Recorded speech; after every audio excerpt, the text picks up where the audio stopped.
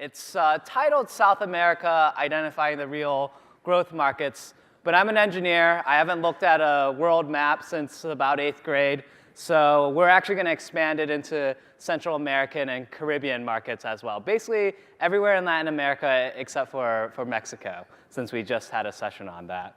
We have some great experts joining me today, and we are going to just dive deep into the region, and a pretty big region with a lot of different geographies, of course, and political environments and policy environments and market conditions, and see if we can pull out what is a real market within the region and what isn't. So starting to my left, we have Santiago Desentis, who is the country manager for Mexico and business development for Latin America and Caribbean for Yingli Green Energy. And Santiago, maybe you can start us off and talk about your kind of perspective on the market, where you sit and look at the Latin American market and the countries that you are currently active in and are also looking to expand into. Sure. Thank you, MJ, for the introduction. Well, at Yingli, we are really interested and really happy about the Latin American market.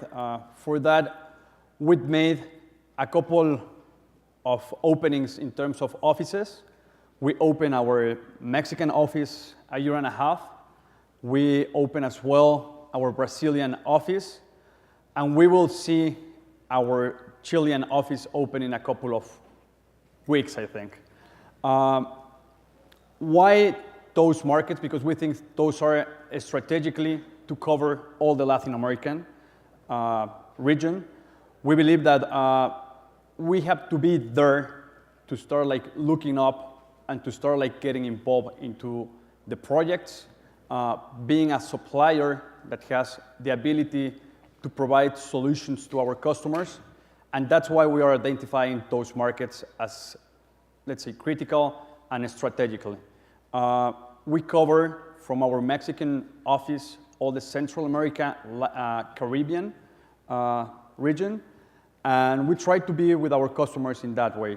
So I could say that there are a lot of opportunities in terms of the market.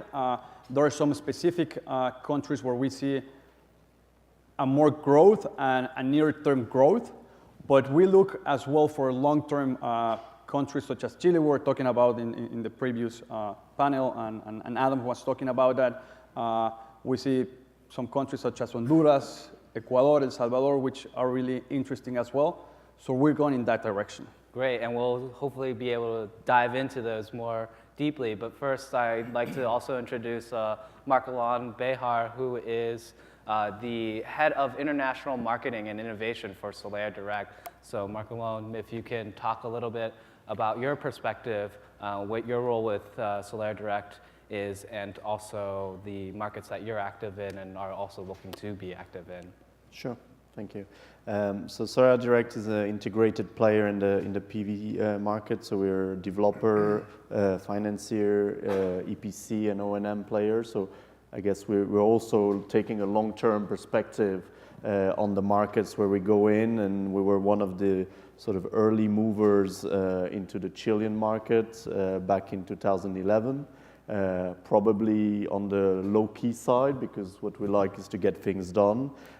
So you probably haven't seen a lot of press releases about what we've done in Chile, but we're developing fast in that market. And then from there, we started to expand our portfolio of project development to other interesting geographies, such as Peru, such as Panama, such as Mexico as well. So we're keeping an eye on all the different markets in South America. We believe it's going to be a very interesting region in terms of growth for, let's say, small to medium-sized utility scale projects, which is our focus. And yeah, we're looking forward to sharing a little bit of thoughts about those markets with you today. Great, fantastic. And also from a developer perspective, we have Camilo Patrignani, who is the CEO of Greenwood Energy. And Camilo, if you can talk about your role at Greenwood Energy and also as well as the markets that you're currently playing in and looking to expand into. Sure, thank you. I'm the CEO of Greenwood Energy. Greenwood Energy is a company owned by the Libra Group. The Libra Group is a larger investment firm that actually capitalizes and sees our business from inception. Libra invests mainly in transportation assets like shipping and aviation. They also invest in real estate, hotels, and obviously renewable energy. And on the energy side, we have operations in Europe, in North America, and in South America.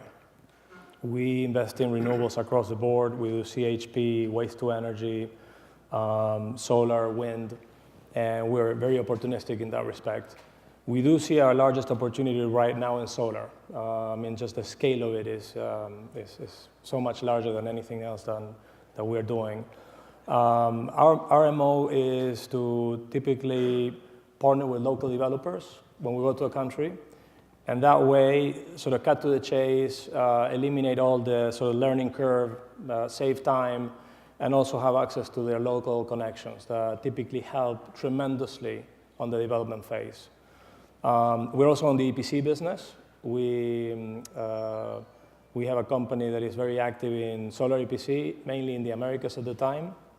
We're partnered with a very large EPC company in Europe that actually did a lot of our projects in Europe, and that's kind of the legacy and the genesis of this. And which markets are you active in currently then? Yeah, so the markets we like in Latin America are Mexico, Panama, and Chile.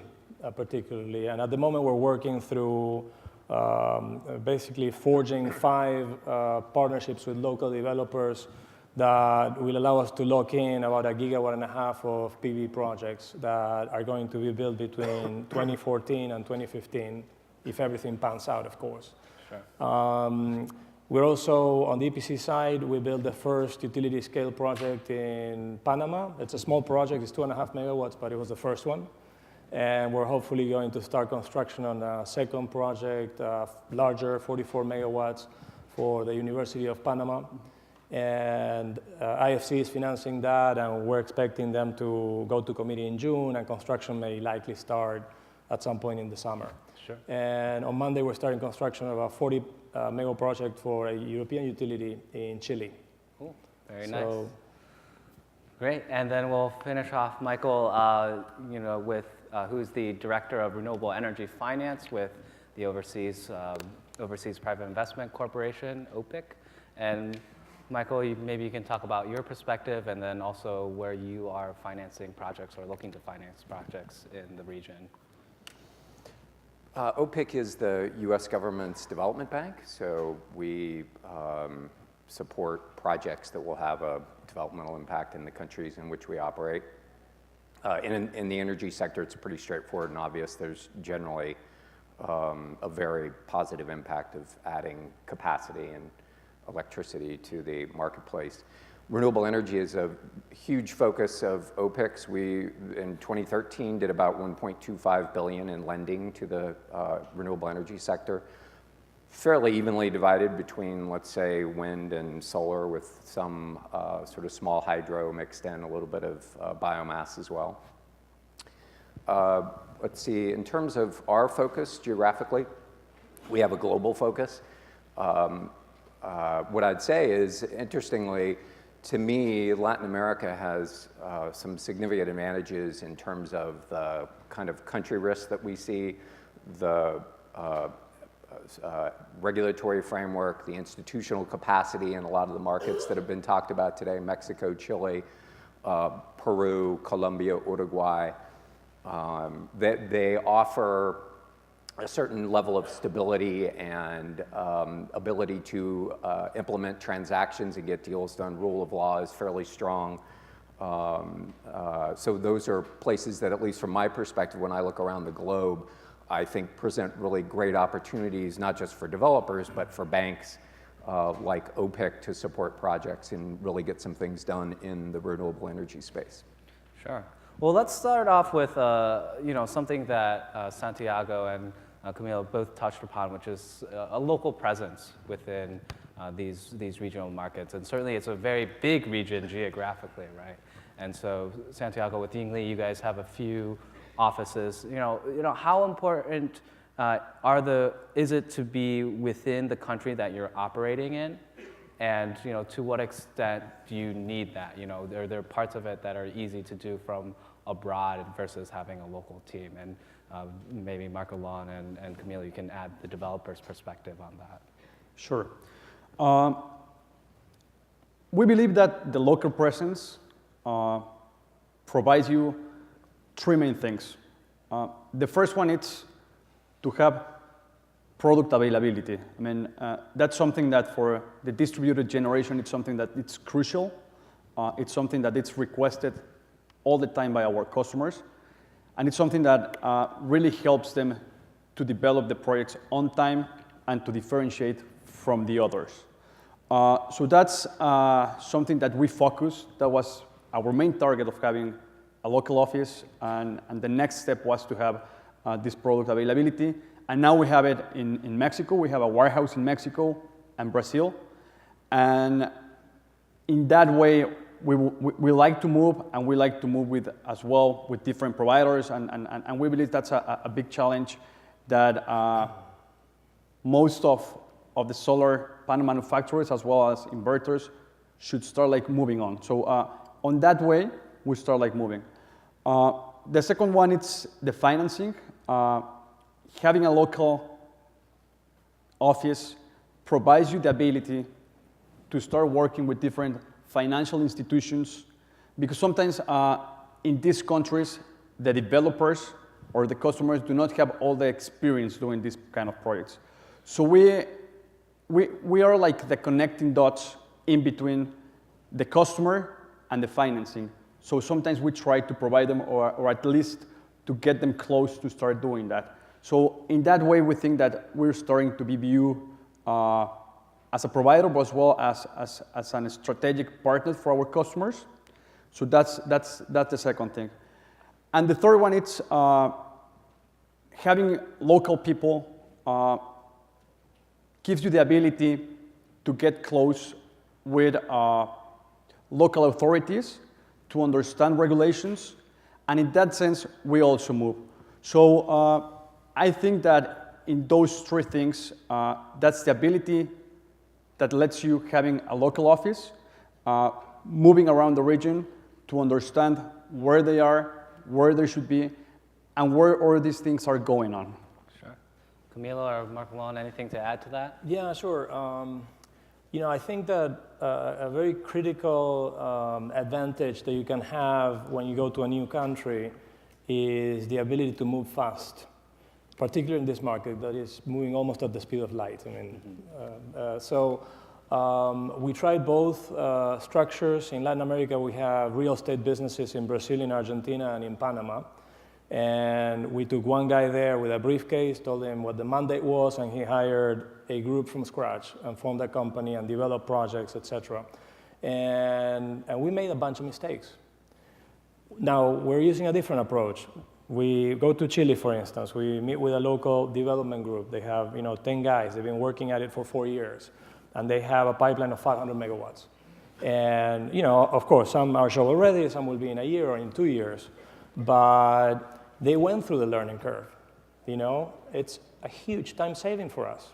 Furthermore, you need locals on the development phase, because if you're looking for PPAs, they are definitely going to be better suited to getting those. They have friends, that we talked about La Soriana earlier in the Mexican panel. David Adrese at Ilios that developed the La Soriana project is very good friends with the CEO of La Soriana. And that's how the deal got done.